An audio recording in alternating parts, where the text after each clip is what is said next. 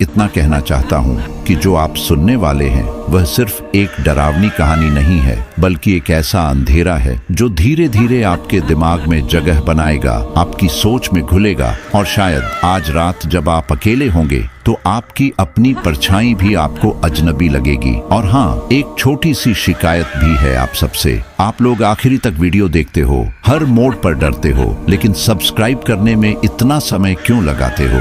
अगर सच में ऐसी कहानियां आपके दिल की धड़कन बढ़ा देती हैं, तो अभी चैनल को सब्सक्राइब करो और हाइप बटन दबाकर अपना सपोर्ट दिखाओ, क्योंकि आपकी यही ताकत हमें और भी खतरनाक और भी गहरी कहानियां लाने का हौसला देती है। तो अब अपने कमरे की लाइट्स बंद कर लो, दरवाजा एक बार चेक कर लो और अपने आसपास की खामोशी को महसूस करो, क्योंकि जो कहानी अब शुरू होने जा रही है वह सिर्फ सुनी नहीं जाएगी, बल्कि धीरे धीरे आपके भीतर उतर जाएगी। और यह कहानी है नीलगिरी की पहाड़ियों में छुपे एक ऐसे रहस्य की, जहां एक हवेली सिर्फ ईंटों से नहीं बनी, बल्कि एक श्राप, एक धोखे और एक ऐसी कैद से बनी है जो टूट चुकी है। और अब जो आजाद हुआ है वह सिर्फ बदला नहीं चाहता, वह अंत चाहता है।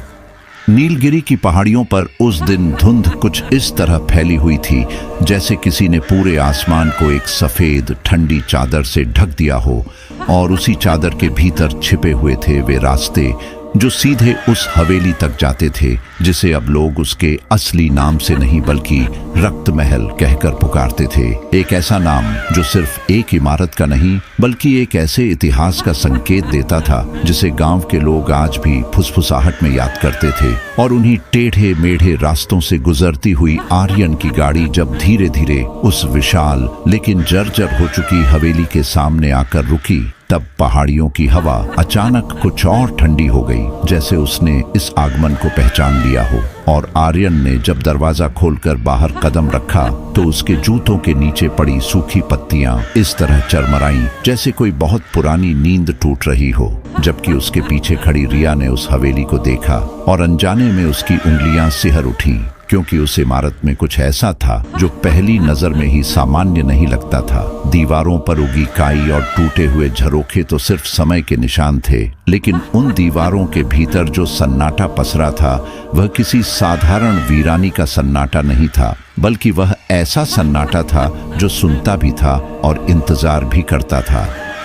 गांव के कुछ बुजुर्ग दूर खड़े उन्हें देख रहे थे और उनके चेहरों पर जो डर था वह किसी अंधविश्वास का नहीं बल्कि अनुभव का डर था, क्योंकि उनमें से एक धीरे धीरे आगे बढ़ा और कांपती आवाज में बोला कि इस हवेली के दरवाजे एक बार खुल जाए तो फिर सब कुछ वैसा नहीं रहता जैसा पहले था। लेकिन आर्यन ने उस बात को एक हल्की सी हंसी के साथ टाल दिया, क्योंकि उसके लिए यह सब सिर्फ कहानियां थी, ऐसी कहानियां जो समय के साथ डर में बदल जाती हैं, और डर लोगों को सच से ज्यादा ताकतवर लगने लगता है। इसलिए उसने बिना पीछे देखे हवेली के मुख्य दरवाजे को धक्का दिया, और जैसे ही वह भारी दरवाजा अपनी जगह से हिला, उसकी चरमराहट पूरे आंगन में गूंज उठी, जैसे किसी ने बहुत समय बाद अपनी आवाज वापस पाई हो।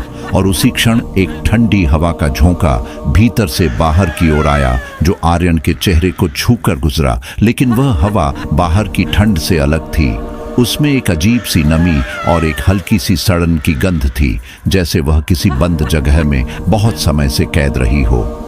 हवेली के अंदर कदम रखते ही ऐसा लगा जैसे बाहर की दुनिया पीछे छूट गई हो, क्योंकि भीतर का अंधेरा सिर्फ रोशनी की कमी नहीं था, बल्कि वह एक घना दबाव भरा अंधेरा था जो हर चीज को अपने अंदर समेट लेना चाहता था। और जैसे जैसे आर्यन और रिया अंदर बढ़ते गए, उनके कदमों की आवाज उन खाली गलियारों में गूंजती रही। लेकिन कुछ ही पलों बाद उन्हें ऐसा महसूस होने लगा कि उन आवाजों में सिर्फ उनके कदमों की गूंज नहीं है, बल्कि कुछ और भी है, जैसे कोई तीसरा कदम उनके पीछे पीछे चल रहा हो।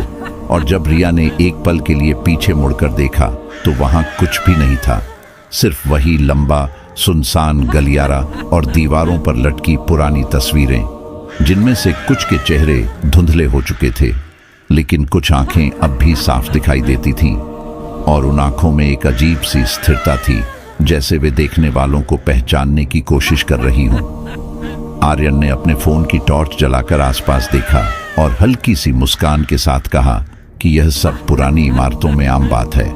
लेकिन उसके शब्दों में जितनी सहजता थी, उसके भीतर उतनी ही हल्की बेचैनी भी जन्म ले चुकी थी, क्योंकि वह महसूस कर रहा था कि यह जगह सिर्फ खाली नहीं है, यहाँ कुछ है, कुछ ऐसा जो दिखता नहीं लेकिन महसूस होता है। और वह एहसास जितना हल्का था उतना ही गहरा भी था, जैसे किसी ने बहुत दूर से उसकी ओर हाथ बढ़ाया हो और वह हाथ धीरे धीरे करीब आ रहा हो। आंगन के बीच खड़े होकर जब उसने ऊपर की ओर देखा तो टूटी हुई छत से आती हल्की रोशनी धुंध के साथ मिलकर एक अजीब सा दृश्य बना रही थी, जिसमें हवा में तैरते छोटे छोटे कण ऐसे दिख रहे थे जैसे कोई अदृश्य चीज वहां लगातार घूम रही हो। और उसी क्षण कहीं ऊपर से बहुत हल्की सी आवाज आई, जैसे किसी ने धीरे से पायल हिलाई हो। और वह आवाज इतनी धीमी थी कि अगर हवा थोड़ी भी तेज होती तो शायद वह सुनाई ही न देती, लेकिन उस सन्नाटे में वह आवाज साफ थी, इतनी साफ कि रिया ने तुरंत आर्यन की ओर देखा, लेकिन उसने उस आवाज को अनसुना कर दिया। या शायद वह अनसुना करना चाहता था, क्योंकि कुछ चीजें अगर मान ली जाई तो वे सच बन जाती हैं, और वह अभी उस सच का सामना करने के लिए तैयार नहीं था। धीरे धीरे वे दोनों हवेली के अलग अलग कमरों को देखने लगे, जहां हर कमरे में एक अलग तरह की ठंडक थी, जैसे हर दीवार के भीतर कोई अलग कहानी कैद हो।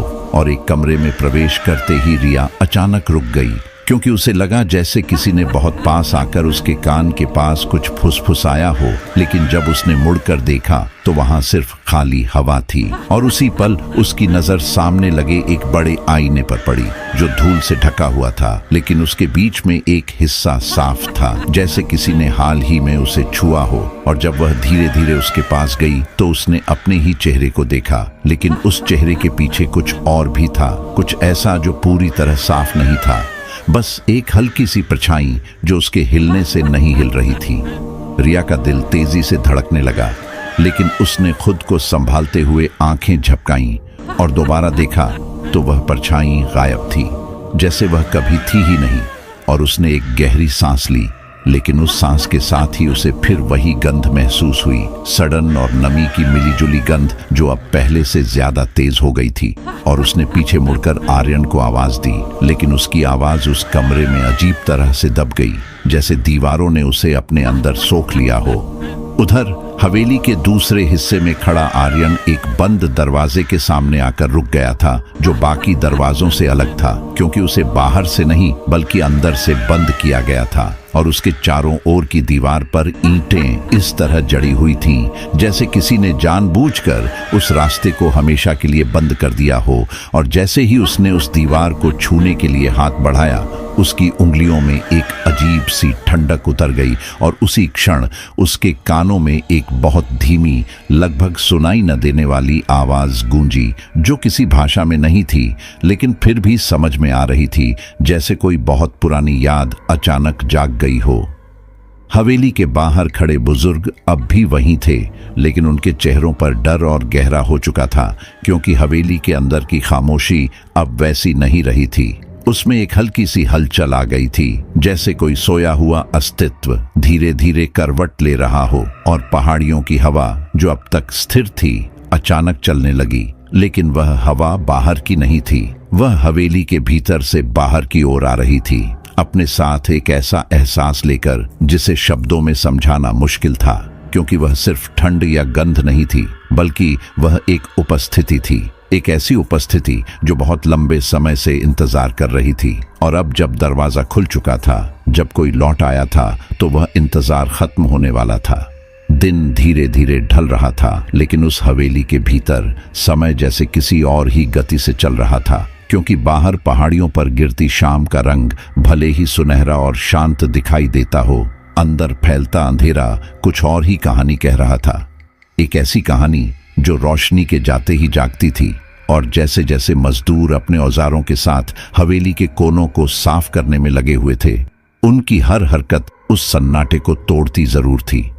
लेकिन हर आवाज के बाद लौटने वाली खामोशी पहले से कहीं ज्यादा भारी हो जाती थी, जैसे दीवारें हर ध्वनि को निगलकर उसे अपने भीतर जमा कर रही हों। और उसी दौरान हवेली के पिछले हिस्से में, जहां कम ही लोग जाने की हिम्मत करते थे, एक मजदूर ने अचानक अपनी हथौड़ी रोक दी, क्योंकि उसकी नजर एक ऐसी दीवार पर पड़ी थी जो बाकी दीवारों से अलग दिख रही थी। उसकी सतह थोड़ी नई थी, जैसे उसे बाद में जोड़कर बंद किया गया हो, और उसके चारों ओर की ईंटों का रंग भी बाकी हिस्सों से थोड़ा गहरा था, जैसे उनमें कोई पुरानी नमी अब भी जिंदा हो। जब उसने आर्यन को बुलाया तो उसके चेहरे पर एक अजीब सा संकोच था, जैसे वह खुद भी समझ नहीं पा रहा था कि वह जो देख रहा है वह सिर्फ एक बंद कमरा है या कुछ और आर्यन जब वहां पहुंचा तो उसकी आंखों में उत्सुकता की एक चमक उभर आई, क्योंकि इस तरह की छिपी हुई जगहें अक्सर पुराने घरों में किसी रहस्य की ओर इशारा करती हैं, और उसके लिए यह हवेली अब सिर्फ बेचने लायक संपत्ति नहीं रह गई थी, बल्कि एक पहेली बनती जा रही थी जिसे सुलझाने का एक अजीब सा आकर्षण उसे खींच रहा था। और बिना ज्यादा सोचे उसने मजदूरों को उस दीवार को तोड़ने का आदेश दे दिया। जबकि रिया दूर खड़ी यह सब देख रही थी, उसके चेहरे पर एक अनजाना डर धीरे धीरे गहराता जा रहा था, जैसे उसके भीतर का कोई हिस्सा उसे बार बार रोकने की कोशिश कर रहा हो। पहला हथौड़ा जब उस दीवार पर पड़ा तो आवाज सामान्य थी, लेकिन उसके बाद जो हुआ वह धीरे धीरे सबको असहज करने लगा, क्योंकि हर अगली चोट के साथ एक बहुत हल्की, लगभग अनसुनी सी गूंज उस दीवार के भीतर से लौटती थी, जैसे ईंटों के पीछे कोई खाली जगह नहीं बल्कि कोई बंद दुनिया हो, और उस दुनिया में कोई बहुत धीरे धीरे सांस ले रहा हो। और जैसे जैसे हथौड़े की गति तेज होती गई वह गूंज भी थोड़ी स्पष्ट होने लगी, लेकिन वह इतनी धीमी थी कि कोई उसे पूरी तरह सुन नहीं पा रहा था। फिर भी हर किसी के भीतर एक अजीब सी बेचैनी पैदा हो रही थी, जैसे उनके शरीर ने कुछ महसूस कर लिया हो जिसे उनके दिमाग अब भी समझ नहीं पा रहे थे। रिया अब उस जगह के और करीब आ गई थी, और उसने महसूस किया कि जैसे ही हथौड़ा दीवार से टकराता है उसके सीने में एक हल्की सी कंपन उठती है, जैसे वह आवाज सिर्फ हवा में नहीं बल्कि उसके अंदर भी गूंज रही हो। और उसने एक बार आर्यन को रोकने की कोशिश की, लेकिन उसके शब्द जैसे उसके होंठों से बाहर ही नहीं आ पाए, क्योंकि उसी क्षण हवा अचानक कुछ ठंडी हो गई, इतनी ठंडी कि उसकी सांसें हल्की धुंध में बदलने लगीं। और उसने अपने हाथों को आपस में रगड़ा, लेकिन वह ठंड बाहर की नहीं थी, वह जैसे सीधे उसके भीतर उतर रही थी। जैसे जैसे दीवार कमजोर होती गई उसके पीछे की जगह का अंधेरा और घना महसूस होने लगा, जैसे रोशनी वहां तक पहुंचने से पहले ही थम जा रही हो। और जब आखिरी कुछ ईंटें बची थीं, तब अचानक एक अजीब सी खामोशी छा गई। मजदूरों ने एक पल के लिए अपने हाथ रोक दिए, क्योंकि उन्हें लगा जैसे उस दीवार के पीछे की आवाज भी रुक गई है, जैसे कुछ इंतजार कर रहा हो। और उसी ठहरे हुए पल में जब आखिरी ईंट पर हथौड़ा पड़ा, वह धीरे से अपनी जगह से खिसकी और नीचे गिर गई, और उसके गिरते ही उस दीवार के पीछे छिपा अंधेरा जैसे बाहर की दुनिया पर टूट पड़ा। एक बर्फ जैसी ठंडी हवा का तेज झोंका उस छोटे से छेद से निकलकर पूरे कमरे में फैल गया, और उस हवा में एक ऐसी गंध मिली हुई थी जिसे शब्दों में बयान करना मुश्किल था, क्योंकि वह सिर्फ सड़न की गंध नहीं थी, उसमें कुछ और भी था, जैसे बहुत पुराने खून की लोहे जैसी तीखी गंध जो नाक में चुभती नहीं बल्कि सीधे दिमाग तक पहुंचती थी। और उस गंध के साथ ही एक बहुत हल्की लेकिन साफ अनुभूति हर किसी को हुई, जैसे किसी ने उनके पास आकर बहुत करीब से उन्हें छुआ हो और फिर तुरंत पीछे हट गया हो। मजदूरों ने जल्दी जल्दी बाकी ईंटें हटानी शुरू कर दी, लेकिन अब उनके हाथों की गति में एक घबराहट थी, क्योंकि हर गिरती ईंट के साथ वह अंधेरा थोड़ा और खुलता जा रहा था। और जैसे ही दीवार पूरी तरह हट गई, सामने एक संकरा सा रास्ता दिखाई दिया जो नीचे की ओर जाता था, और उस रास्ते के भीतर ऐसा अंधेरा भरा था कि टॉर्च की रोशनी भी उसमें घुसकर कमजोर पड़ जाती थी, जैसे वहां रोशनी का कोई अधिकार ही न हो। और जब आर्यन ने अपनी टॉर्च उस रास्ते में डाली तो उसे ऐसा लगा जैसे वह रोशनी कहीं दूर जाकर अचानक गायब हो गई हो, जैसे किसी ने उसे निगल लिया हो। कुछ पल के लिए सब लोग वहीं खड़े रह गए, क्योंकि उस जगह में कुछ ऐसा था जो उन्हें आगे बढ़ने से रोक रहा था, लेकिन उसी के साथ एक खिंचाव भी था, जैसे कोई उन्हें अंदर बुला रहा हो। और आर्यन ने बिना कुछ कहे उस रास्ते में पहला कदम रख दिया। उसकी चाल धीमी थी, लेकिन उसके भीतर की जिज्ञासा अब डर से ज्यादा मजबूत हो चुकी थी। और जैसे ही वह नीचे उतरने लगा, उसके हर कदम की आवाज उस तंग रास्ते में गूंजती हुई अजीब तरीके से लौटती थी, जैसे उसके कदमों की संख्या उससे ज्यादा हो, जैसे कोई और भी उसके साथ साथ चल रहा हो। तहखाने में पहुंचते ही हवा और भी ठंडी हो गई और दीवारों पर जमी नमी से टपकती बूंदों की आवाज उस सन्नाटे में साफ सुनाई दे रही थी। लेकिन उन बूंदों के बीच बीच में कुछ और भी था, एक बहुत हल्की सी फुसफुसाहट जो किसी भाषा में नहीं थी, लेकिन फिर भी उसमें एक अर्थ था, जैसे कोई बहुत धीरे धीरे कुछ कह रहा हो। और वह आवाज किसी एक दिशा से नहीं बल्कि चारों ओर से आ रही थी, जैसे पूरा तहखाना ही बोल रहा हो। रिया भी अब नीचे आ चुकी थी, लेकिन जैसे ही उसने उस जगह में कदम रखा, उसे ऐसा लगा जैसे किसी ने उसके पैरों को जकड़ लिया हो और उसकी सांसें अचानक भारी हो गईं, जैसे हवा में ऑक्सीजन कम हो या शायद कुछ और ज्यादा हो। और उसकी नजर जैसे ही सामने पड़ी, वह वहीं रुक गई, क्योंकि तहखाने के बीचों बीच कुछ था, कुछ ऐसा जो इस पूरी जगह का केंद्र लग रहा था। लेकिन उस पर ध्यान देने से पहले ही उसकी नजर एक पल के लिए दाईं ओर गई और उसे ऐसा लगा जैसे अंधेरे में कोई खड़ा है, बिल्कुल स्थिर, और उसे देख रहा है। उसने तुरंत अपनी टॉर्च उस दिशा में घुमाई, लेकिन वहां कुछ भी नहीं था, सिर्फ गीली दीवार और उस पर उगी हुई काई। लेकिन उसके दिल की धड़कन अब इतनी तेज हो चुकी थी कि उसे अपने ही कानों में सुनाई दे रही थी। और उसी क्षण उसे फिर वही एहसास हुआ, जैसे कोई बहुत पास आकर उसके पीछे खड़ा हो गया हो। और इस बार उसने मुड़ने की हिम्मत नहीं की, क्योंकि उसे डर था कि अगर उसने मुड़कर देखा तो शायद उसे कुछ ऐसा दिखाई दे जाए जिसे वह कभी भूल नहीं पाएगी। तहखाने का वह अंधेरा अब सिर्फ एक जगह नहीं रहा था, वह एक उपस्थिति बन चुका था, एक ऐसा एहसास जो हर सांस के साथ गहराता जा रहा था। और ऊपर हवेली के किसी कोने में, बहुत दूर, जैसे किसी ने धीरे से हंसा हो, एक धीमी खिंची हुई हंसी जो हवा के साथ नीचे तक उतर आई। और उस हंसी में एक अजीब सी राहत थी, जैसे किसी ने बहुत लंबे समय के बाद अपनी कैद से बाहर निकलने का रास्ता देख लिया हो। तहखाने के भीतर उतरते ही जो ठंड उन्हें घेरे हुए थी, वह अब एक स्थिर अवस्था में नहीं रही थी, बल्कि हर गुजरते पल के साथ गहराती जा रही थी, जैसे उस जगह की हवा किसी अदृश्य स्रोत से लगातार खींच रही हो और फिर उसी जगह में वापस भर रही हो। और उस अजीब से चक्र के बीच खड़े आर्यन और रिया को धीरे धीरे यह एहसास होने लगा था कि वे किसी बंद जगह में नहीं, बल्कि किसी ऐसी उपस्थिति के भीतर खड़े हैं जो उन्हें महसूस कर रही है, उनके हर छोटे से छोटे हाव भाव को सुन रही है। और उसी एहसास के बीच जब उनकी नजर तहखाने के ठीक बीचों बीच बने उस चबूतरे पर पड़ी, तो दोनों कुछ क्षणों के लिए वहीं ठिठक गए, क्योंकि उस पूरे नम, जर्जर और सड़न से भरे माहौल में वह चबूतरा अजीब तरह से अलग दिख रहा था, जैसे समय ने उसके आसपास की हर चीज को छू लिया हो, लेकिन उसे जानबूझकर छोड़ दिया हो। और उसकी सतह पर जमी हल्की सी धूल भी किसी प्राकृतिक उपेक्षा का परिणाम नहीं, बल्कि किसी अनकहे नियम का हिस्सा लग रही थी।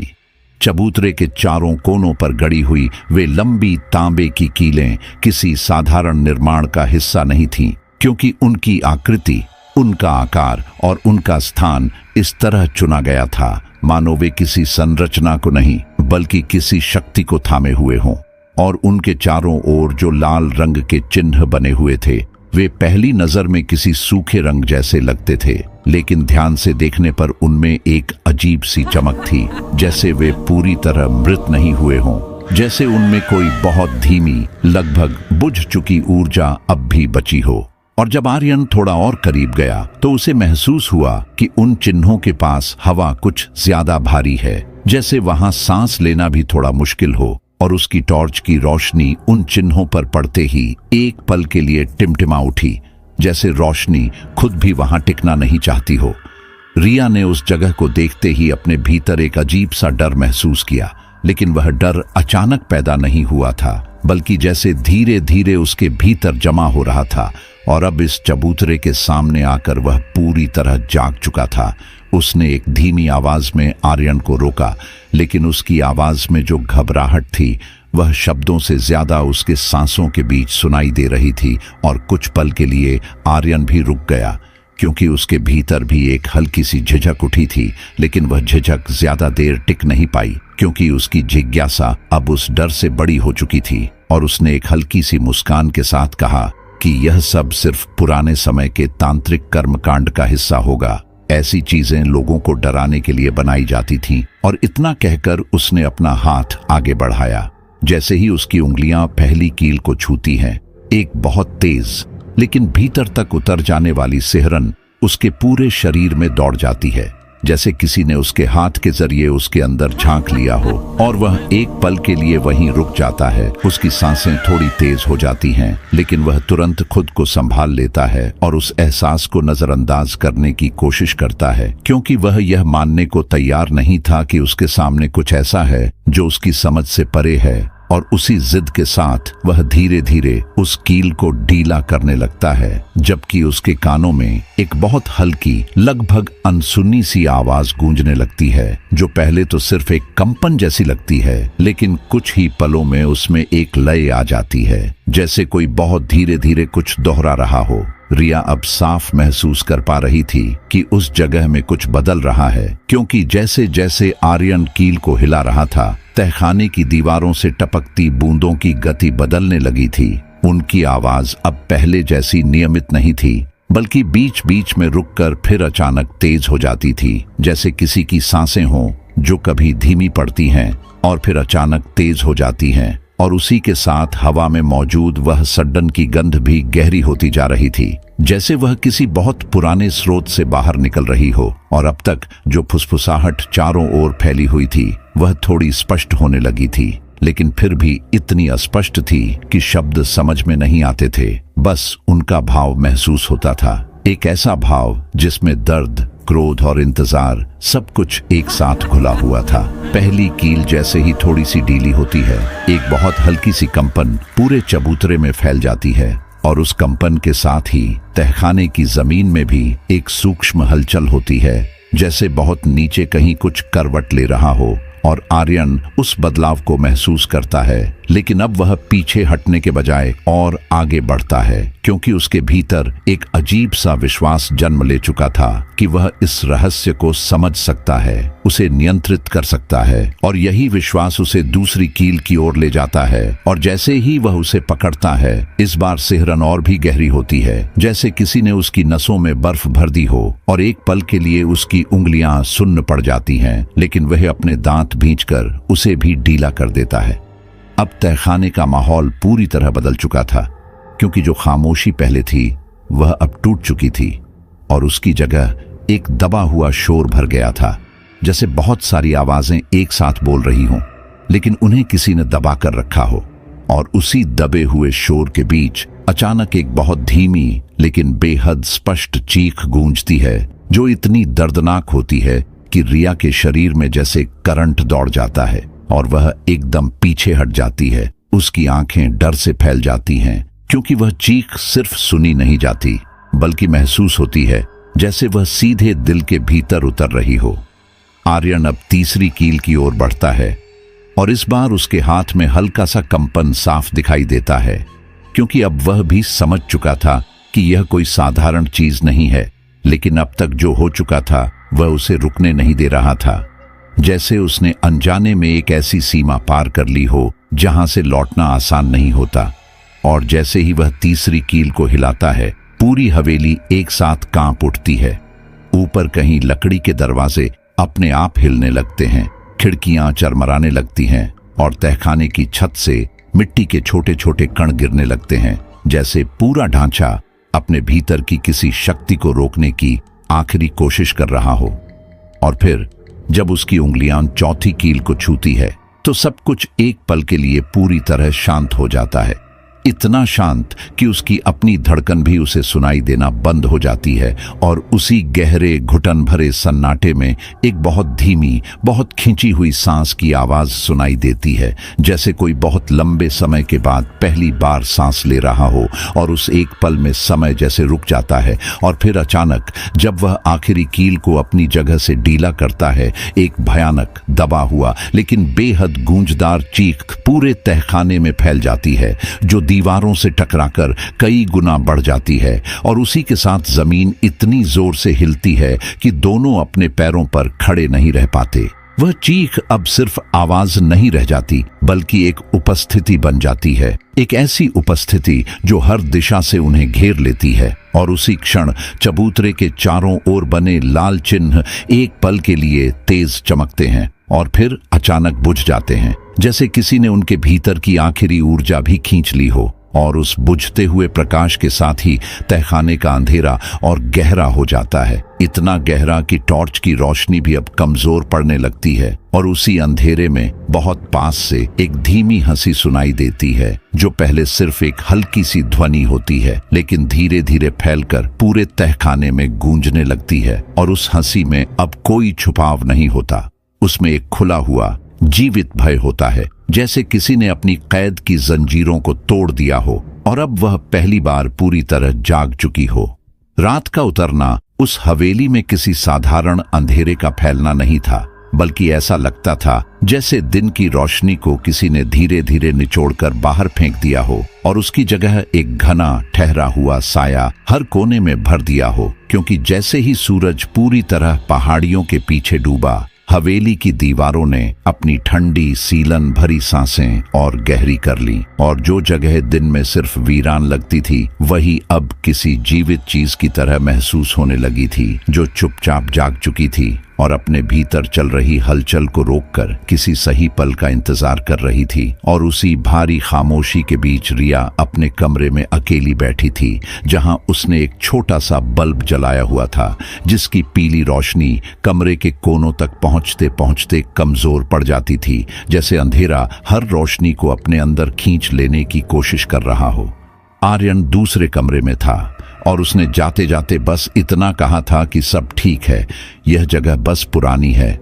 लेकिन रिया के भीतर जो बेचैनी थी, वह अब शब्दों से परे हो चुकी थी, क्योंकि उसे बार बार वही एहसास हो रहा था कि वह अकेली नहीं है।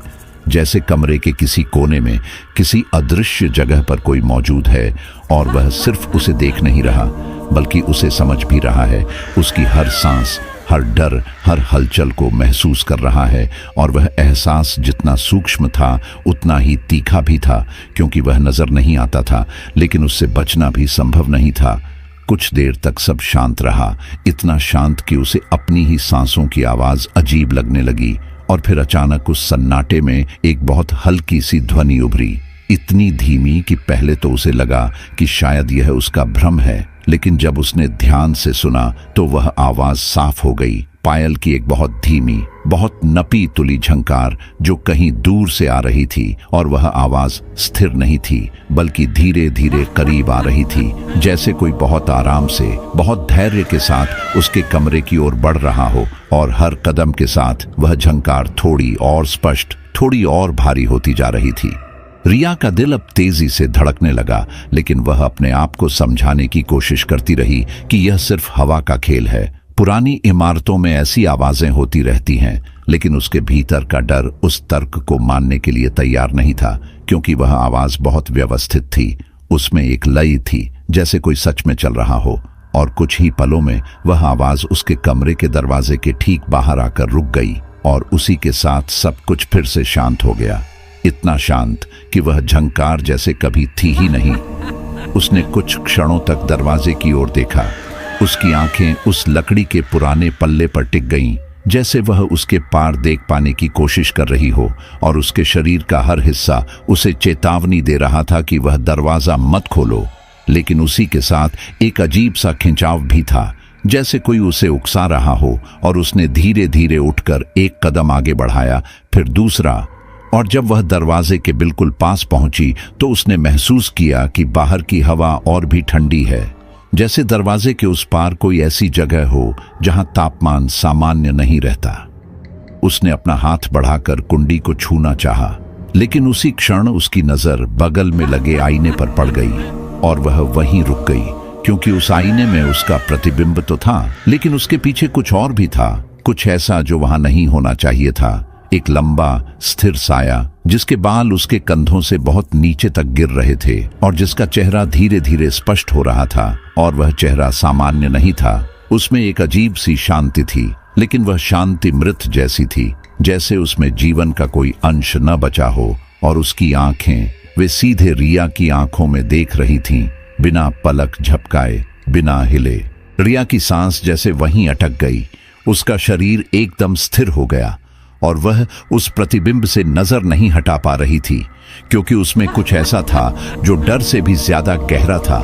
जैसे वह उसे पहचान रहा हो, जैसे वह कोई अनजान चीज नहीं बल्कि कोई पुराना परिचित हो।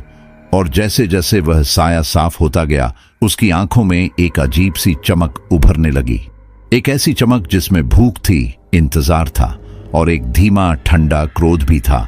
अचानक जैसे ही उसका डर अपनी सीमा पर पहुंचा, रिया ने झटके से पीछे मुड़कर देखा, लेकिन वहां कुछ भी नहीं था। दरवाजा बंद था, कमरे में वही सन्नाटा था और एक पल के लिए उसे लगा कि शायद यह सब उसका भ्रम था। उसका दिमाग उसके साथ खेल खेल रहा था और उसने तेजी से फिर आईने की ओर देखा, लेकिन इस बार जो उसने देखा वह पहले से कहीं ज्यादा भयानक था। आईने की सतह पर जहां कुछ पल पहले सिर्फ धूल जमी हुई थी, अब लाल रंग की टेढ़ी मेढ़ी लकीरें उभर रही थीं, जैसे किसी ने भीतर से उसे खरोंच कर लिखा हो। और वह लाल रंग धीरे धीरे फैलता गया, शब्दों में बदलता गया और कुछ ही सेकंड में एक वाक्य बन गया, वह वापस आ गई है। और उन अक्षरों से एक गीली चमक निकल रही थी, जैसे वह रंग अभी सूखा नहीं था, जैसे वह अभी अभी लिखा गया हो। और उस वाक्य को देखते ही रिया के भीतर का डर एकदम चरम पर पहुंच गया।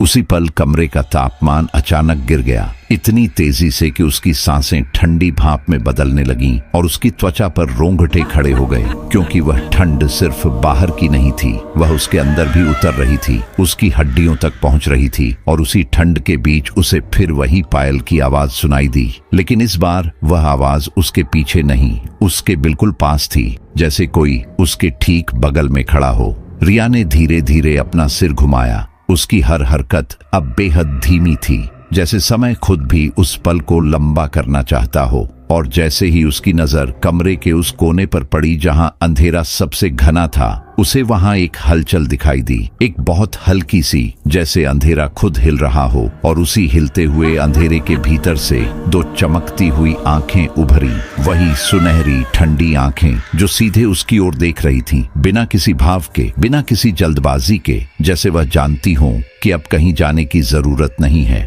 और फिर उसी अंधेरे से एक धीमी, बहुत हल्की हंसी गूंजी, जो धीरे धीरे पूरे कमरे में फैल गई। और उस हंसी में एक अजीब सी तसल्ली थी, जैसे किसी ने अपना खोया हुआ अधिकार वापस पा लिया हो। और रिया उस हंसी के बीच खड़ी रह गई, उसकी सांसें तेज, उसका शरीर जड़ और उसकी आंखें उस अंधेरे में जमी हुई, जहां अब सिर्फ एक साया नहीं था, बल्कि एक जाग चुकी उपस्थिति थी, जो अब छिपकर नहीं बल्कि सामने आकर अपना अस्तित्व महसूस कराने लगी थी। सुबह का उजाला उस हवेली के भीतर किसी राहत की तरह नहीं उतरा, बल्कि ऐसा लगा जैसे रात का अंधेरा बस एक परत पीछे हट गया हो और उसके नीचे छिपी हुई बेचैनी अब भी जिंदा हो।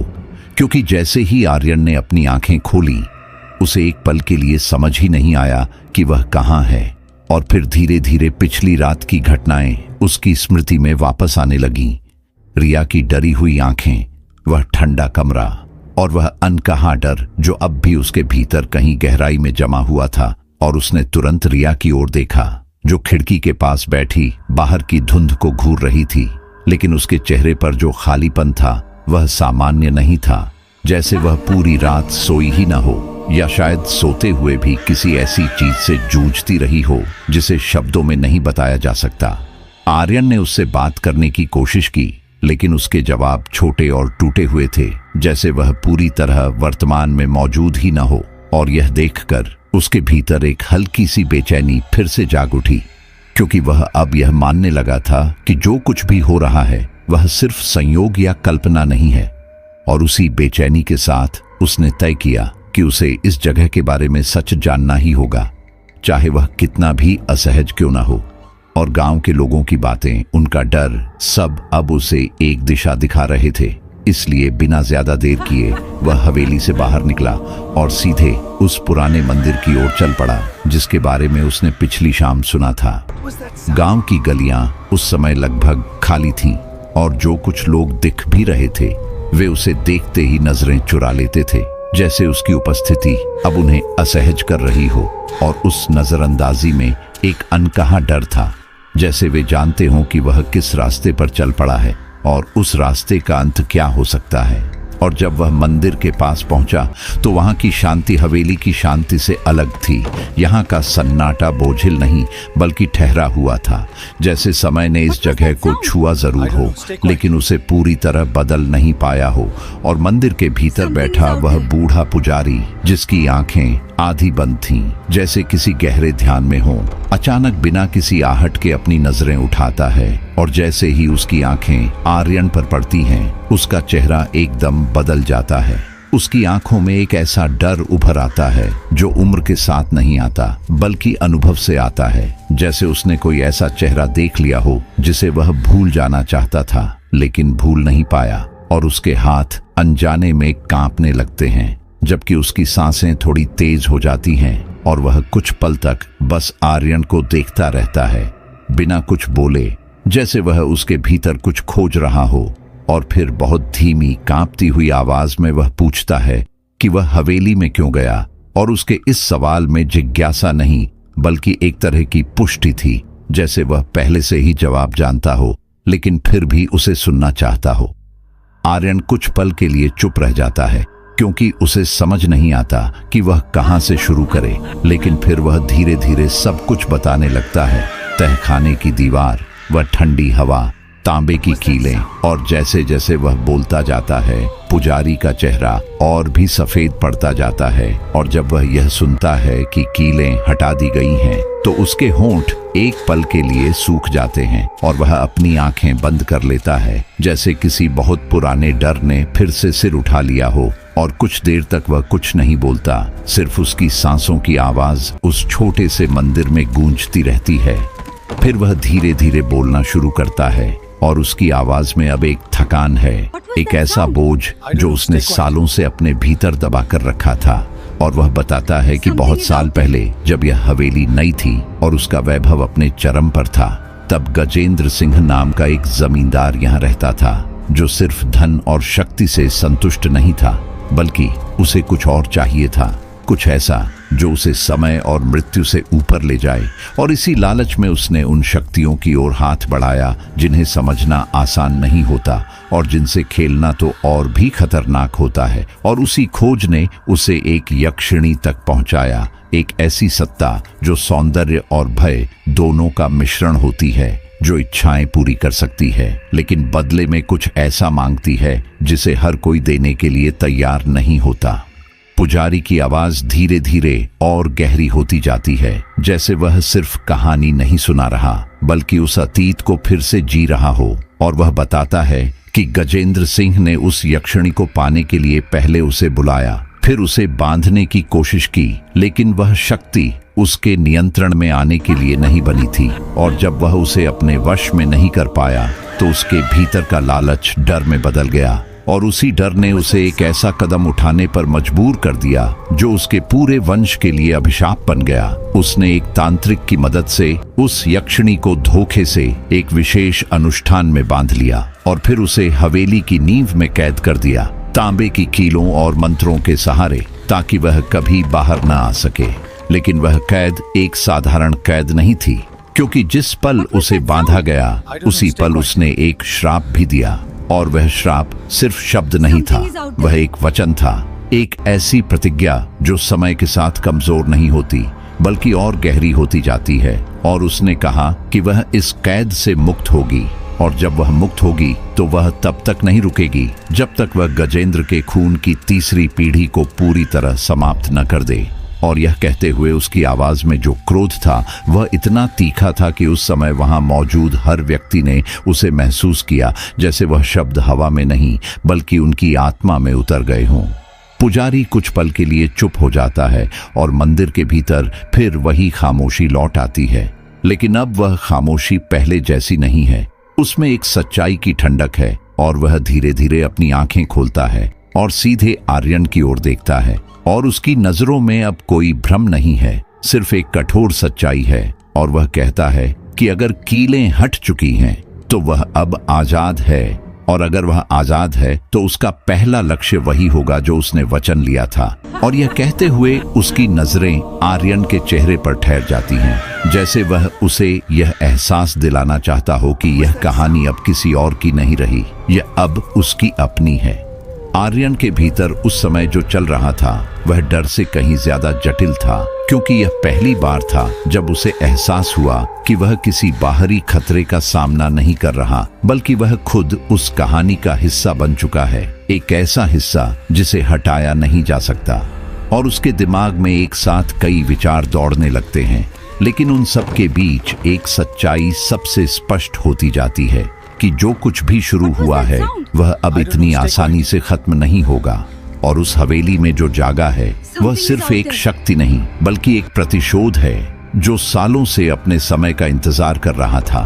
हवेली अब पहले जैसी नहीं रही थी, क्योंकि जहां पहले उसकी दीवारें सिर्फ टूटी हुई और समय से थकी हुई लगती थीं, अब वही दीवारें किसी जीवित चीज की तरह महसूस होने लगी थीं, जैसे उनमें कोई धड़कन हो, कोई धीमी लगातार चलती हुई चेतना जो हर कदम, हर आवाज और हर सांस को अपने भीतर दर्ज कर रही हो। और आर्यन जब मंदिर से लौटकर वापस उस हवेली के दरवाजे पर खड़ा हुआ तो उसे पहली बार भीतर जाने से पहले एक हल्का सा संकोच हुआ, क्योंकि अब वह जानता था कि वह जगह सिर्फ ईंट और पत्थर का ढांचा नहीं है, बल्कि एक ऐसा केंद्र है जहां एक पुरानी जाग चुकी शक्ति अपनी उपस्थिति को हर पल गहरा कर रही है। और जैसे ही उसने दरवाजा खोला, भीतर से आती ठंडी हवा ने उसका स्वागत नहीं बल्कि उसे चेतावनी दी। लेकिन अब पीछे हटना उसके लिए संभव नहीं था, क्योंकि जो कुछ उसने शुरू किया था वह अब उससे कहीं आगे बढ़ चुका था। अंदर कदम रखते ही उसे तुरंत एहसास हुआ कि कुछ बदल चुका है, और यह बदलाव किसी एक चीज में नहीं बल्कि पूरे माहौल में था। क्योंकि अब सन्नाटा स्थिर नहीं था, उसमें एक हलचल थी, जैसे कोई अदृश्य चीज लगातार घूम रही हो। और उस हलचल के बीच उसे कहीं दूर से एक घबराई हुई आवाज सुनाई दी, जैसे कोई मदद के लिए पुकार रहा हो। और वह आवाज हवेली के ऊपर की ओर से आ रही थी। और उसी क्षण उसे याद आया कि 2 सुरक्षाकर्मी जिन्हें उसने हवेली की निगरानी के लिए रखा था, वे सुबह से दिखाई नहीं दिए थे। और उस विचार के आते ही उसके भीतर एक बेचैनी तेज हो गई, क्योंकि अब हर गायब चीज, हर अनसुनी आवाज उसे उसी कहानी की ओर ले जा रही थी जो उसने मंदिर में सुनी थी। रिया भी अब उसके साथ थी, लेकिन उसके चेहरे पर अब एक अलग तरह की खामोशी थी, जैसे वह कुछ समझ रही हो लेकिन उसे शब्दों में नहीं कह पा रही हो। और दोनों बिना कुछ बोले सीढ़ियों की ओर बढ़े, जहां हर कदम के साथ लकड़ी की सीढ़ियां कराहती थीं, जैसे उन्हें ऊपर जाने से रोकना चाहती हों। और जैसे जैसे वे ऊपर चढ़ते गए, वह आवाज जो पहले दूर थी अब थोड़ी साफ होने लगी, लेकिन उसमें अब शब्द नहीं थे, सिर्फ एक घुटी हुई कराह थी, जैसे कोई दर्द में हो लेकिन पूरी तरह चीख नहीं पा रहा हो। और उस आवाज के पीछे एक और ध्वनि थी, एक बहुत हल्की, बहुत धीमी हंसी, जो उस कराह के साथ मिलकर एक ऐसा मिश्रण बना रही थी जिसे सुनना ही अपने आप में असहज कर देने वाला था। छत तक पहुंचते ही हवा अचानक और तेज हो गई, लेकिन वह सामान्य हवा नहीं थी। उसमें एक अजीब सी ठंडक और एक भारीपन था, जैसे वह हवा किसी जीवित चीज के आसपास से गुजर कर आई हो। और जैसे ही आर्यन ने आगे बढ़कर उस खुले हिस्से की ओर देखा, उसकी नजर वहीं ठहर गई। उसका शरीर जैसे एक पल के लिए जड़ हो गया, क्योंकि उसके सामने जो था उसे समझने में उसके दिमाग को कुछ सेकंड लगे। और फिर जैसे ही समझ आया, उसकी सांस रुक सी गई। दोनों सुरक्षाकर्मी छत के बीचों बीच उल्टे लटके हुए थे, उनके पैर किसी अदृश्य सहारे से बंधे हुए थे, लेकिन वहां कोई रस्सी या जंजीर दिखाई नहीं दे रही थी, जैसे उन्हें हवा ने ही पकड़ रखा हो। और उनके शरीर बिल्कुल स्थिर थे, लेकिन उनके चेहरे किसी मृत व्यक्ति के नहीं लग रहे थे, क्योंकि उनकी त्वचा पर एक अजीब सी कड़ी मुस्कान जमी हुई थी। एक ऐसी मुस्कान जो खुशी की नहीं बल्कि किसी असहनीय डर की आखिरी प्रतिक्रिया होती है। और उनकी आंखें, वहां आंखें थीं ही नहीं, उनकी जगह खाली गड्ढे थे, जैसे किसी ने बहुत सावधानी से उन्हें निकाल लिया हो। और उन खाली जगहों से सूखा हुआ खून उनके चेहरों पर काले निशानों की तरह जम गया था। रिया ने यह दृश्य देखते ही अपने मुंह पर हाथ रख लिया। उसकी सांसें तेज हो गईं और उसकी आंखों में डर अब छुपा हुआ नहीं था, बल्कि खुलकर सामने आ चुका था।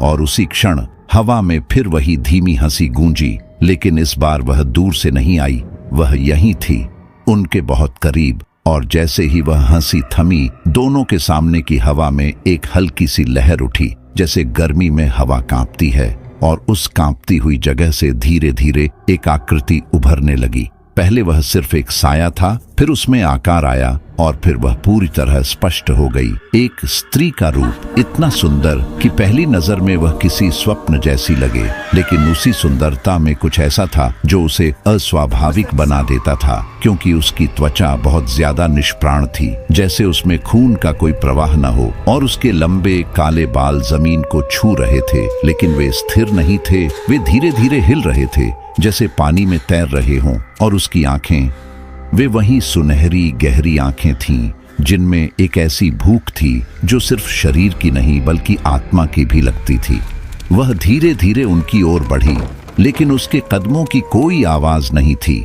सिर्फ उसके पैरों के पास से गुजरती हवा में एक हल्की सी झंकार उठती थी, जैसे पायल की आवाज हो। और हर कदम के साथ उसके चेहरे पर वही शांत भाव बना रहा, जैसे वह कोई जल्दबाजी में नहीं हो, जैसे उसे पता हो कि अब कोई कहीं नहीं जा सकता। और जब वह कुछ ही दूरी पर रुक गई तो उसकी नजरें सीधे आर्यन पर टिक गईं। और उस नजर में एक पहचान थी, एक ऐसी पहचान जो इस जन्म की नहीं थी, जैसे वह उसे बहुत पहले से जानती हो। आर्यन का गला सूख गया, उसके दिमाग में पुजारी के शब्द गूंजने लगे और उसे पहली बार पूरी तरह एहसास हुआ कि वह किसके सामने खड़ा है। लेकिन उसके शरीर ने जैसे साथ छोड़ दिया था, क्योंकि वह हिल भी नहीं पा रहा था। और उसी जड़ता के बीच वह स्त्री धीरे से मुस्कुराई, और उसकी मुस्कान में कोई गर्माहट नहीं थी, वह ठंडी थी, बहुत ठंडी। और उसी मुस्कान के साथ उसने अपना सिर थोड़ा सा झुकाया, जैसे किसी पुराने परिचित का स्वागत कर रही हो। और फिर बहुत धीमी, बहुत साफ आवाज में, जो सीधे उनके कानों में नहीं बल्कि उनके दिमाग में गूंजी, उसने कहा कि इंतजार खत्म हुआ। और उस एक वाक्य के साथ हवेली के चारों ओर का सन्नाटा जैसे टूट गया, क्योंकि अचानक हर दिशा से आवाजें आने लगीं, फुसफुसाहटें, हंसी, कराह। और उन सब के बीच वह स्त्री खड़ी रही, पूरी तरह शांत, पूरी तरह स्थिर, जैसे यह सब उसी का हिस्सा हो। और उस पल आर्यन और रिया को यह समझने में कोई संदेह नहीं रहा कि अब जो शुरू हुआ है वह सिर्फ डर नहीं है, वह एक तांडव है, एक ऐसा तांडव जो तब तक नहीं रुकेगा जब तक उसका उद्देश्य पूरा नहीं हो जाता। उस रात के बाद हवेली का हर कोना जैसे अपनी असली प्रकृति प्रकट करने लगा था, और आर्यन के लिए यह समझ पाना मुश्किल होता जा रहा था कि जो कुछ वह देख रहा है वह सच है या उसके अपने मन का जाल। क्योंकि जैसे ही वह उस छत से नीचे उतरा जहां उसने उन भयावह दृश्यों का सामना किया था, उसे लगा जैसे हवेली के भीतर की संरचना बदल चुकी है। गलियारे पहले से लंबे लगने लगे थे, मोड़ वही थे, लेकिन उनका क्रम अलग महसूस हो रहा था। और हर दीवार जैसे थोड़ी और पास आ गई थी, जैसे पूरा ढांचा धीरे धीरे सिमट रहा हो। और उसी सिमटते हुए माहौल के बीच उसके कानों में एक आवाज गूंजने लगी, एक ऐसी आवाज जिसे वह अनदेखा नहीं कर सकता था, क्योंकि वह उसके भीतर तक जानी पहचानी थी। वह उसके दादा की आवाज थी, वही भारी कड़क स्वर, लेकिन अब उसमें एक अजीब सी टूटन थी, एक ऐसी कराह जो उसने कभी पहले नहीं सुनी थी। वह आवाज पहले दूर से आई, जैसे किसी बहुत गहरे कुएं से उठ रही हो, लेकिन धीरे धीरे वह पास आने लगी। और हर बार जब वह आवाज गूंजती, आर्यन के भीतर एक अजीब सा खिंचाव पैदा होता, जैसे वह उस दिशा में जाने के लिए मजबूर हो रहा हो। और उसने खुद को रोकने की कोशिश की, लेकिन उसके कदम अपने आप आगे बढ़ने लगे, जैसे उसकी इच्छा अब उसकी नहीं रही हो। और वह उस आवाज का पीछा करते हुए एक लंबे गलियारे में पहुंच गया, जहां दीवारों पर लगी पुरानी तस्वीरें अब पहले से ज्यादा स्पष्ट दिखाई दे रही थीं। और उनमें से एक तस्वीर पर उसकी नजर टिक गई, क्योंकि उसमें उसके दादा खड़े थे, वही कठोर चेहरा, वही तीखी नजरें। लेकिन इस बार उस तस्वीर की आंखें स्थिर नहीं थीं, वे हल्की हल्की हिल रही थीं, जैसे वह उसे देख रही हों। रिया उसके पीछे पीछे चल रही थी, लेकिन अब उसकी उपस्थिति भी अजीब लगने लगी थी, क्योंकि वह चुप थी, असामान्य रूप से चुप। और जब भी आर्यन उसे पुकारता, वह थोड़ी देर बाद जवाब देती, जैसे उसकी आवाज तक पहुंचने में समय लग रहा हो। और जब वह उसके पास आती तो उसके चेहरे पर एक हल्की सी मुस्कान होती, लेकिन वह मुस्कान सामान्य नहीं थी। उसमें एक अजीब सी स्थिरता थी, जैसे वह किसी और के भावों को अपने चेहरे पर ओढ़े हुए हो। और यह सब देखकर आर्यन के भीतर की बेचैनी और गहरी होती जा रही थी। आवाज अब और स्पष्ट हो चुकी थी, और अब वह सिर्फ कराह नहीं थी बल्कि शब्दों में बदल रही थी। और उन शब्दों में एक विनती थी, एक दर्द था, जैसे कोई उससे मदद मांग रहा हो। और उसी खिंचाव के साथ वह एक कमरे के सामने आकर रुक गया, जिसका दरवाजा आधा खुला हुआ था और अंदर से अंधेरा बाहर की ओर फैल रहा था। और जैसे ही उसने दरवाजे को थोड़ा और खोला, उसे लगा जैसे वह किसी और ही जगह में प्रवेश कर रहा हो, क्योंकि कमरे के भीतर का दृश्य हवेली के बाकी हिस्सों से अलग था। वहां दीवारें गीली नहीं थीं, बल्कि उन पर कुछ और उभरा हुआ था, जैसे किसी ने अपने नाखूनों से उन्हें बार बार खरोंचा हो। कमरे के बीचों बीच एक आकृति झुकी हुई बैठी थी, और जैसे ही आर्यन की नजर उस पर पड़ी, उसका दिल एक पल के लिए रुक सा गया, क्योंकि वह आकृति धीरे धीरे सीधी हुई और उसने अपना चेहरा ऊपर उठाया। और वह चेहरा वह उसके दादा का था, लेकिन वैसा नहीं जैसा उसने तस्वीरों में देखा था। वह चेहरा विकृत था, उसकी त्वचा फटी हुई थी और उसकी आंखों में एक गहरा असहनीय दर्द भरा हुआ था। और जैसे ही उसने आर्यन को देखा, उसके होंठ हिले और एक टूटी हुई आवाज निकली, जिसमें सिर्फ एक शब्द था, बचाओ। आर्यन एक कदम आगे बढ़ा, लेकिन उसी क्षण कमरे की दीवारें हल्की हल्की हिलने लगीं, जैसे वे सांस ले रही हों। और फिर धीरे धीरे वे अंदर की ओर खिसकने लगीं, इतनी धीमी गति से कि अगर कोई ध्यान न दे तो शायद उसे पता भी न चले। लेकिन कुछ ही पलों में वह हरकत स्पष्ट हो गई, और आर्यन को महसूस हुआ कि वह जगह सिकुड़ रही है, जैसे उसे अपने अंदर समेट लेना चाहती हो। और उसी के साथ उसके दादा की आवाज अब कराह में बदल गई, और वह आकृति अपने हाथ उसकी ओर बढ़ाने लगी। लेकिन उन हाथों में कुछ अस्वाभाविक था, वे लंबे होते जा रहे थे, जैसे खिंच रहे हों। घबराकर आर्यन पीछे हट गया, और जैसे ही वह कमरे से बाहर निकला, दरवाजा अपने आप जोर से बंद हो गया, और भीतर से एक तीखी चीख गूंजी, जो कुछ सेकंड तक हवा में गूंजती रही और फिर अचानक खत्म हो गई, जैसे किसी ने उसे काट दिया हो। और उस खामोशी के बाद उसे एहसास हुआ कि उसकी सांसें बहुत तेज हो चुकी हैं, और उसका दिल इतनी जोर से धड़क रहा है कि उसे लग रहा था कि वह उसकी छाती से बाहर निकल आएगा। अब उसके लिए यह समझना मुश्किल हो गया था कि अभी जो कुछ हुआ वह सच था या भ्रम, क्योंकि उसके दिमाग में पुजारी की बातें, यक्षिणी का श्राप और अभी देखा गया दृश्य सब एक साथ घुलने लगे थे। और उसी उलझन में उसने हवेली से बाहर निकलने का फैसला किया, क्योंकि उसे लगा कि अगर वह यहाँ एक पल और रुका तो वह अपनी समझ खो देगा। और वह तेजी से मुख्य दरवाजे की ओर बढ़ा, लेकिन जैसे ही वह वहां पहुंचा, उसका कदम वहीं रुक गया।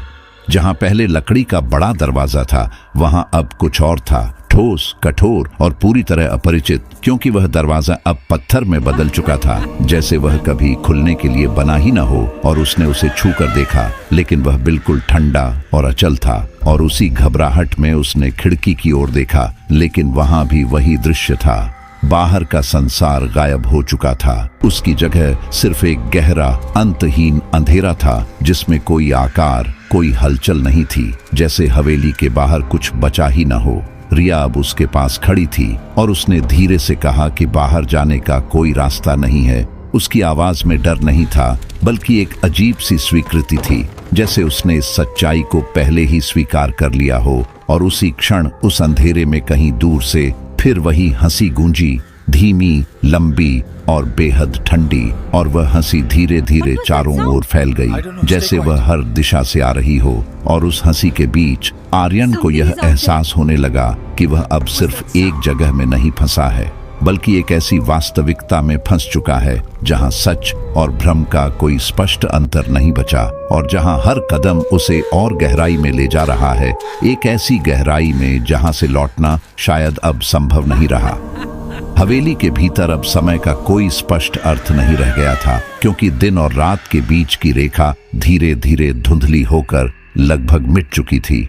और उस धुंधलके में रिया का बदलना इतना सूक्ष्म, इतना धीमा था कि शुरू में उसे पहचान पाना आसान नहीं था। लेकिन जब बदलाव आंखों से छुपा नहीं रह सकता, तब वह डर बनकर सामने आता है। और आर्यन ने यह बदलाव सबसे पहले उसकी आवाज में महसूस किया, क्योंकि जहां पहले उसकी आवाज में एक सहजता, एक गर्माहट होती थी, अब वहीं एक अजीब सा भारीपन आ गया था, जैसे हर शब्द उसके गले से निकलते समय किसी अदृश्य बोझ से गुजर रहा हो। और वह जब भी बोलती, उसकी आवाज में एक हल्की सी गूंज रहती, जैसे उसके भीतर कोई और भी उसी आवाज के साथ बोल रहा हो। और यह परिवर्तन इतना अस्वाभाविक था कि हर बार उसे सुनते हुए आर्यन के भीतर एक अनजाना डर उठता, लेकिन वह उसे नजरअंदाज करने की कोशिश करता, क्योंकि वह यह मानना नहीं चाहता था कि जो कुछ वह देख रहा है वह सच हो सकता है। धीरे धीरे यह बदलाव सिर्फ आवाज तक सीमित नहीं रहा, बल्कि उसके व्यवहार में भी उतरने लगा, क्योंकि रिया अब अक्सर खामोश रहने लगी थी। और जब भी वह चुप रहती, उसकी आंखें किसी एक बिंदु पर टिक जाती, जैसे वह कुछ देख रही हो जो वहां मौजूद नहीं था। और उन आंखों में अब एक हल्की सी सुनहरी चमक उभरने लगी थी, जो सामान्य रोशनी में भी छुप नहीं पाती थी। और वह चमक स्थिर नहीं थी, बल्कि बहुत धीरे धीरे बदलती रहती थी, जैसे किसी गहरी आग की लपटें राख के नीचे सुलग रही हों। और जब कभी आर्यन उसकी आंखों में देखने की कोशिश करता, तो उसे ऐसा लगता जैसे वह किसी गहराई में खींचता जा रहा हो, एक ऐसी गहराई जिसमें उतरने के बाद वापस लौटना आसान नहीं होगा। उसके हाथों में भी बदलाव आने लगा था। उसके नाखून धीरे धीरे काले पड़ते जा रहे थे और उनकी लंबाई अस्वाभाविक रूप से बढ़ रही थी, जैसे वे किसी सामान्य शरीर का हिस्सा न होकर किसी और ही अस्तित्व के संकेत हों। और एक बार जब आर्यन ने अनजाने में उसका हाथ पकड़ने की कोशिश की, तो उसे उसकी त्वचा की ठंडक ने चौंका दिया, क्योंकि वह ठंड बाहर की हवा जैसी नहीं थी, बल्कि एक गहरी भीतर तक उतरने वाली ठंड थी, जैसे उस शरीर में रक्त का प्रवाह अब सामान्य नहीं रहा हो। और उसी क्षण उसने अपना हाथ झटके से पीछे खींच लिया, लेकिन रिया ने उस पर कोई प्रतिक्रिया नहीं दी। वह बस उसे देखती रही, उसी अजीब स्थिर मुस्कान के साथ, जो अब उसके चेहरे का स्थायी हिस्सा बनती जा रही थी। उस रात हवेली के भीतर कुछ और भी बदल गया था, क्योंकि सन्नाटा पहले से कहीं ज्यादा घना हो गया था और उसमें एक ऐसी प्रतीक्षा थी जो हर पल भारी होती जा रही थी। और आर्यन को महसूस हो रहा था कि कुछ होने वाला है, कुछ ऐसा जिसे टाला नहीं जा सकता। और वह बेचैनी उसे चैन से बैठने नहीं दे रही थी, इसीलिए वह बार बार कमरों में घूमता रहा, लेकिन हर जगह उसे वही ठंड, वही गंध और वही अदृश्य उपस्थिति महसूस होती रही। और उसी भटकाव के बीच अचानक उसे पीछे से एक बहुत धीमी, बहुत खिंची हुई आवाज सुनाई दी, जिसने उसके कदम वहीं रोक दिए। वह आवाज रिया की थी, लेकिन वैसी नहीं जैसी वह जानता था। उसमें एक गहराई थी, एक खिंचाव, जैसे हर शब्द उसके गले से नहीं बल्कि किसी गहरे कुएं से निकल रहा हो। और उसने धीरे धीरे मुड़कर देखा तो रिया अंधेरे के एक कोने में खड़ी थी। उसकी आंखें अब पहले से कहीं ज्यादा चमक रही थीं और उसके बाल उसके चेहरे के आधे हिस्से को ढके हुए थे। लेकिन उस आधे छिपे हुए चेहरे में भी एक ऐसी मुस्कान थी जो किसी इंसान की नहीं लगती थी। आर्यन ने उसका नाम पुकारा, लेकिन उसके होठों से जो आवाज निकली वह उसके नाम का जवाब नहीं थी, बल्कि एक धीमी हंसी थी जो धीरे धीरे पूरे कमरे में फैलने लगी। और उस हंसी में एक अजीब सा दर्द भी था, जैसे वह हंसते हुए भी रो रही हो। और फिर बिना किसी चेतावनी के वह अचानक उसकी ओर बढ़ी, इतनी तेजी से कि आर्यन को संभलने का मौका भी नहीं मिला। और अगले ही पल वह उसके सामने थी, उसके हाथ उसकी गर्दन की ओर बढ़ते हुए, उसके नाखून अब और भी लंबे और नुकीले हो चुके थे। आर्यन ने खुद को बचाने की कोशिश की, लेकिन उसके भीतर जो ताकत थी वह रिया की उस अस्वाभाविक शक्ति के सामने कमजोर पड़ रही थी, क्योंकि अब वह सिर्फ रिया नहीं थी, उसके भीतर कुछ और भी था, कुछ ऐसा जो उसके हर वार में झलक रहा था। और जब उसके नाखून उसकी त्वचा को छूते तो वह सिर्फ दर्द नहीं बल्कि एक अजीब सी जलन भी महसूस करता, जैसे उस स्पर्श में कोई और शक्ति भी शामिल हो। और उसी संघर्ष के बीच एक पल ऐसा आया जब रिया का चेहरा बहुत करीब था और उसकी आंखों में जो चमक थी वह अचानक बदल गई। उसमें एक पल के लिए पहचान उभरी, एक बहुत क्षणिक, बहुत कमजोर पहचान, जैसे असली रिया उस अंधेरे के भीतर से बाहर आने की कोशिश कर रही हो। उसने बहुत धीमी आवाज में कुछ कहा, इतना धीमा कि वह शब्दों में स्पष्ट नहीं था, लेकिन उसमें एक विनती थी, एक मदद की पुकार। और उसी पल उसके चेहरे पर एक दर्द की लकीर उभरी, जैसे वह इस संघर्ष में खुद भी कैद हो। और यह दृश्य इतना विचलित करने वाला था कि आर्यन एक पल के लिए अपनी सारी ताकत भूल गया। लेकिन वही पल सबसे खतरनाक था, क्योंकि उसी क्षण उसकी आंखों की चमक फिर से गहरी हो गई और उसकी आवाज पूरी तरह बदल गई। अब जो आवाज उसके भीतर से निकली वह रिया की नहीं थी, वह एक साथ कई आवाजों का मिश्रण थी, गहरी, ठंडी और ऐसी कि उसे सुनते ही शरीर में सिहरन दौड़ जाए। और उसने बहुत धीमे, बहुत स्पष्ट शब्दों में कहा कि यह अंत नहीं है, यह शुरुआत है। और उसका हर शब्द जैसे हवा में नहीं बल्कि सीधे आर्यन के भीतर उतर रहा था। और वह बताने लगी कि जो हुआ था वह सिर्फ धोखा नहीं था, वह अपमान था, एक ऐसी कैद थी जिसमें समय ने अपना अर्थ खो दिया था। और उस कैद में हर पल एक नई पीड़ा बनकर उभरा था, और अब वह पीड़ा वापस लौट रही है। उसने कहा कि यह बदला सिर्फ मृत्यु का नहीं है, क्योंकि मृत्यु तो एक पल में समाप्त हो जाती है। यह बदला उस पीड़ा का है जो वर्षों तक जलती रही, और उसे पूरी तरह मुक्त होने के लिए सिर्फ खून नहीं बल्कि उस खून का अंत चाहिए जो उस धोखे से जुड़ा है।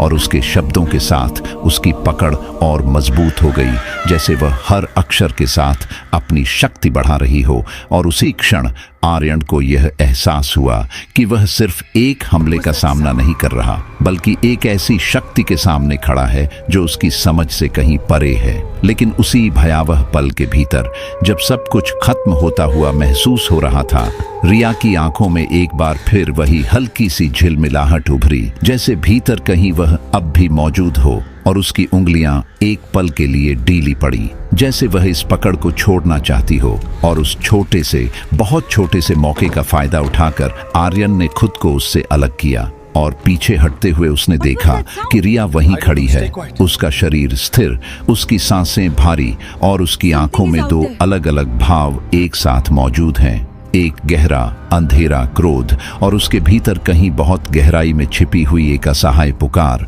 और उस क्षण यह साफ हो गया कि यह संघर्ष अब सिर्फ जीवन और मृत्यु का नहीं है, बल्कि आत्मा और कब्जे का है, जहां हर पल किसी एक का नियंत्रण मजबूत हो रहा है और दूसरे का अस्तित्व धीरे धीरे मिटता जा रहा है।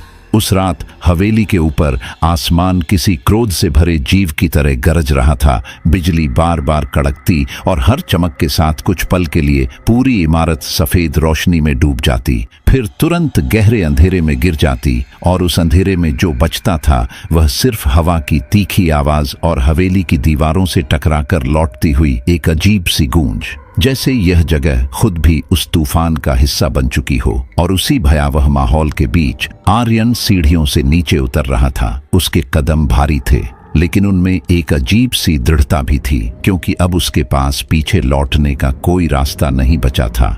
और उसके मन में पुजारी के शब्द लगातार गूंज रहे थे, वह मंत्र, वह चेतावनी, और वह एकमात्र उपाय जो इस सबको खत्म कर सकता था। तहखाने की ओर जाने वाला रास्ता पहले से भी ज्यादा अंधेरा और संकरा महसूस हो रहा था, जैसे वह खुद को बदल रहा हो, जैसे वह नहीं चाहता कि कोई उस जगह तक पहुंचे जहां उसकी सबसे बड़ी सच्चाई छुपी है। और हर कदम के साथ आर्यन को ऐसा लगता था जैसे कोई उसके पीछे पीछे चल रहा हो। उसकी सांसों की लय के साथ एक और सांस जुड़ गई हो, लेकिन उसने पीछे मुड़कर देखने की हिम्मत नहीं की, क्योंकि अब वह जान चुका था कि इस हवेली में हर चीज को देखना जरूरी नहीं होता। कुछ चीजें सिर्फ महसूस करने के लिए होती हैं और उनका सामना करने के लिए मन को पत्थर बनाना पड़ता है। जब वह तहखाने के उस खुले द्वार तक पहुंचा, जहां से ठंडी हवा लगातार ऊपर की ओर बह रही थी, तो उसने एक पल के लिए अपनी आंखें बंद की, जैसे अपने भीतर की सारी हिम्मत को एक जगह इकट्ठा कर रहा हो। और फिर धीरे धीरे वह नीचे उतरने लगा, और जैसे जैसे वह गहराई में जाता गया, हवा और भी भारी होती गई। उसमें वही जानी पहचानी सड़न और लोहे जैसी गंध घुली हुई थी, और उस गंध के साथ एक और चीज जुड़ गई थी, एक हल्की सी गर्माहट, जैसे कहीं बहुत पास कोई ताजा खून बहा हो। और यह एहसास उसके भीतर एक सिहरन पैदा करता, लेकिन अब वह रुक नहीं सकता था। तहखाने के भीतर पहुंचते ही उसने देखा कि वह चबूतरा अब वैसा नहीं रहा जैसा उसने पहले देखा था, क्योंकि उसके चारों ओर की जमीन काली पड़ चुकी थी, जैसे वहां कुछ जल चुका हो, और लाल रंग के वे चिन्ह जो पहले धुंधले थे अब गहरे और जीवित लग रहे थे, जैसे उनमें फिर से ऊर्जा भर गई हो। और उनके बीचों बीच खड़ा था वह खाली स्थान जहां से सब कुछ शुरू हुआ था, और वहीं पास में वे तांबे की कीलें बिखरी हुई पड़ी थीं, जैसे किसी ने उन्हें गुस्से में उखाड़कर फेंक दिया हो। आर्यन धीरे धीरे आगे बढ़ा। उसके कदमों की आवाज उस सन्नाटे में साफ गूंज रही थी, और उसने एक एक करके उन कीलों को उठाना शुरू किया। और जैसे ही उसने पहली कील को छुआ, उसकी उंगलियों में फिर वही सिहरन दौड़ गई, लेकिन इस बार वह सिहरन और भी गहरी थी, जैसे वह कील अब सिर्फ धातु का टुकड़ा नहीं रही हो, बल्कि उसमें कोई चेतना बस गई हो।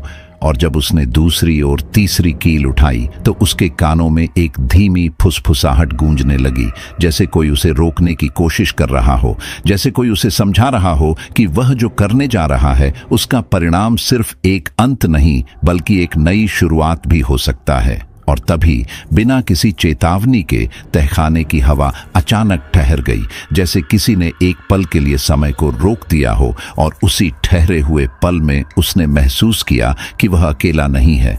और जब उसने धीरे धीरे अपना सिर उठाया तो उसके सामने वह खड़ी थी, लेकिन अब वह वैसी नहीं थी जैसी उसने पहले देखी थी, क्योंकि उसकी सुंदरता अब किसी भ्रम की तरह टूट चुकी थी, और उसके स्थान पर एक ऐसा रूप उभर आया था जो भय और क्रोध का मिला जुला स्वरूप था। उसके चेहरे की रेखाएं विकृत हो चुकी थीं, उसकी आंखों की सुनहरी चमक अब और भी तीखी हो गई थी, और उसके बाल जो पहले धीरे धीरे हिलते थे अब हवा में बेकाबू होकर लहरा रहे थे, जैसे किसी तूफान का हिस्सा हो। वह धीरे धीरे उसकी ओर बढ़ी, और उसके हर कदम के साथ जमीन पर एक हल्की सी कंपन उठती थी, जैसे उसकी उपस्थिति ही इस जगह की संरचना को बदल रही हो। और उसकी नजरें सीधे आर्यन पर टिकी थीं। उन नजरों में अब कोई शांति नहीं थी, सिर्फ एक गहरा जलता हुआ क्रोध था, और उस क्रोध के पीछे एक लंबा इंतजार, एक ऐसी पीड़ा जो अब अपने अंत की ओर बढ़ रही थी। और जैसे ही वह थोड़ा और करीब आई, उसकी आवाज गूंजी, लेकिन वह आवाज हवा में नहीं बल्कि सीधे आर्यन के भीतर गूंजी, एक साथ कई सुरों में, एक साथ कई भावों में। और उसमें एक ही संदेश था कि यह सब अब खत्म होने वाला है, लेकिन किसके लिए यह अभी तय नहीं था। आर्यन का शरीर कांप रहा था, उसके हाथों में पकड़ी कीलें भारी लगने लगी थीं, और उसका दिल इतनी तेजी से धड़क रहा था कि उसे लग रहा था कि वह अपने ही डर की आवाज सुन सकता है। और उसी क्षण उसे एहसास हुआ कि यह वही है जो उसे कमजोर बना रहा है। उसका डर ही उसकी सबसे बड़ी कमजोरी है, और शायद वही इस शक्ति की ताकत भी है। और उस विचार के साथ उसने अपनी पकड़ और मजबूत की, और एक गहरी सांस लेते हुए उसने वह मंत्र याद करना शुरू किया जो पुजारी ने उसे सिखाया था। उसके होंठ धीरे धीरे हिलने लगे, और हर शब्द के साथ उसके भीतर एक अजीब सी गर्माहट फैलने लगी, जैसे वह अपने डर के खिलाफ खड़ा हो रहा हो। और उसी समय उसने अपनी उंगलियों को कसकर पकड़ा और एक कील को अपने ही हाथ में चुभो दिया, और खून की एक पतली धारा उसके हाथ से बहने लगी, और उसने उसी खून से भीगी कील को कसकर पकड़ लिया, क्योंकि उसे अब समझ आ गया था कि इस बंधन को फिर से स्थापित करने के लिए उसे सिर्फ मंत्र नहीं बल्कि अपने खून की भी जरूरत होगी। यक्षिणी अब बहुत करीब थी, उसकी उपस्थिति इतनी तीव्र हो चुकी थी कि हवा भारी हो गई थी और हर सांस लेना मुश्किल हो रहा था। और जैसे ही उसने अपना हाथ आगे बढ़ाया, उसकी उंगलियां लगभग आर्यन के चेहरे को छूने ही वाली थीं। उसी क्षण उसने पूरी ताकत के साथ उस खून से भीगी कील को उठाया और चबूतरे के केंद्र की ओर झुका, और उसकी आवाज अब पहले से कहीं ज्यादा स्पष्ट थी। वह मंत्र अब सिर्फ शब्द नहीं था, वह एक संकल्प बन चुका था, और उसी संकल्प के साथ उसने उस कील को पूरी ताकत से चबूतरे में गाड़ दिया।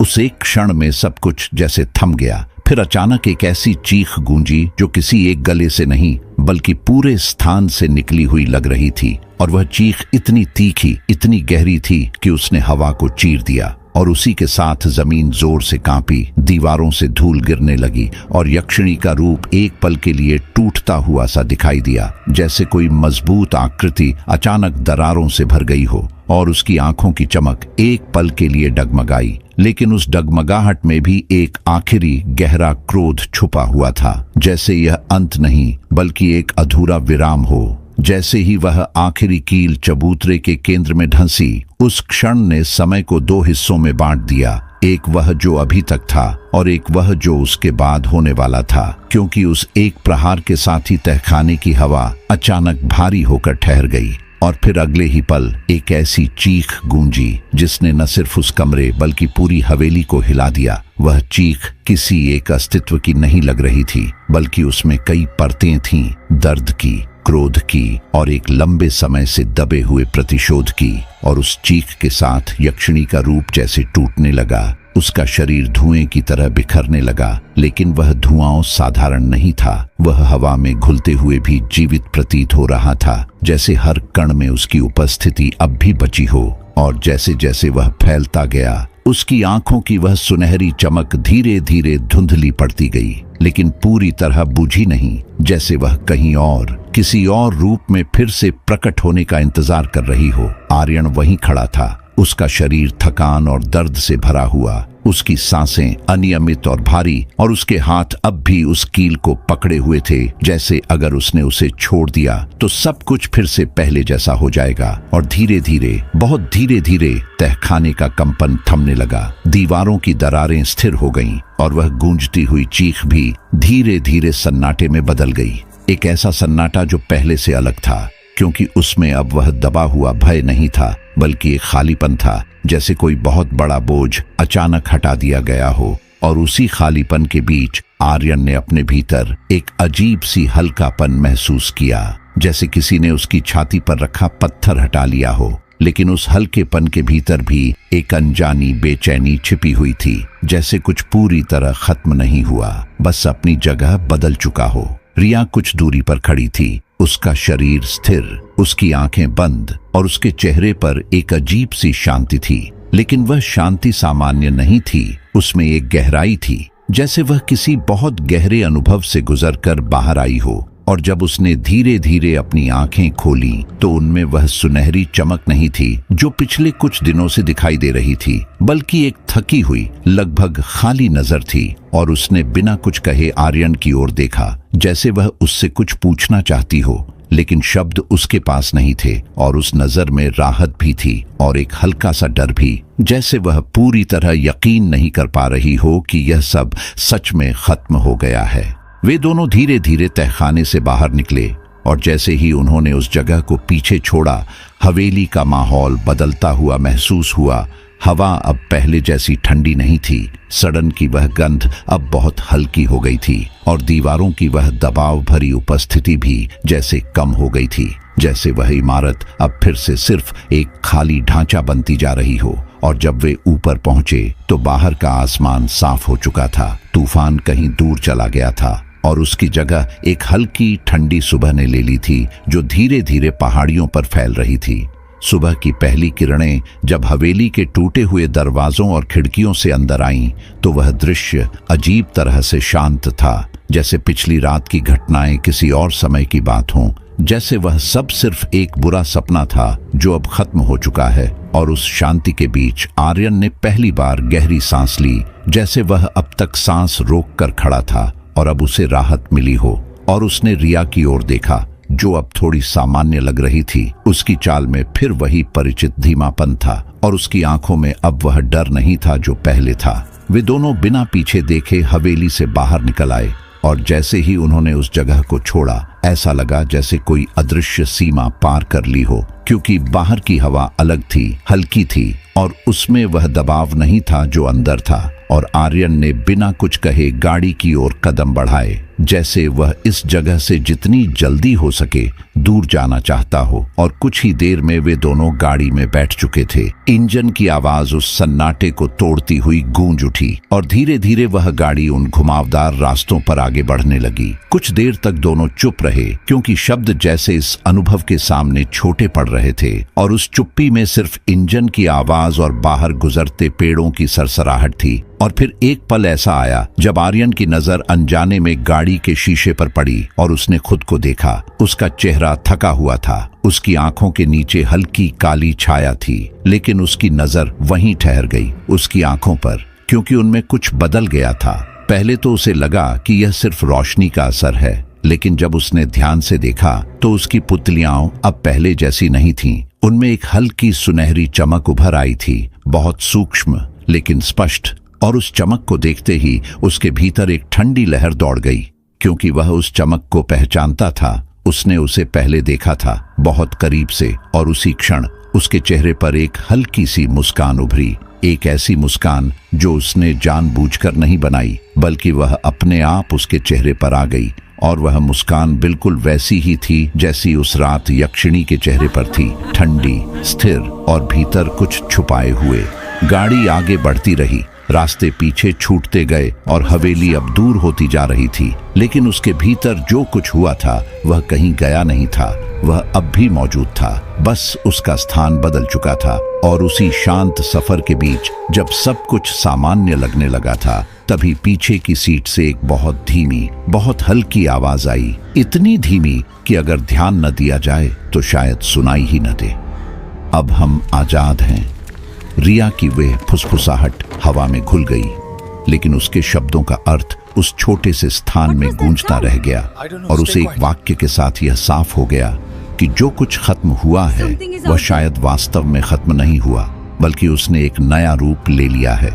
एक ऐसा रूप जो अब कहीं बाहर नहीं, बल्कि बहुत करीब, बहुत भीतर बस चुका है।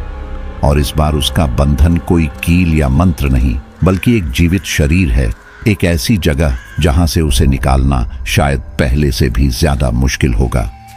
तो ये थी आज की कहानी, लेकिन सच कहूं तो कहानियां यहीं खत्म नहीं होती, क्योंकि जो डर आपने अभी महसूस किया है वह सिर्फ एक शुरुआत है। और अगर इस कहानी ने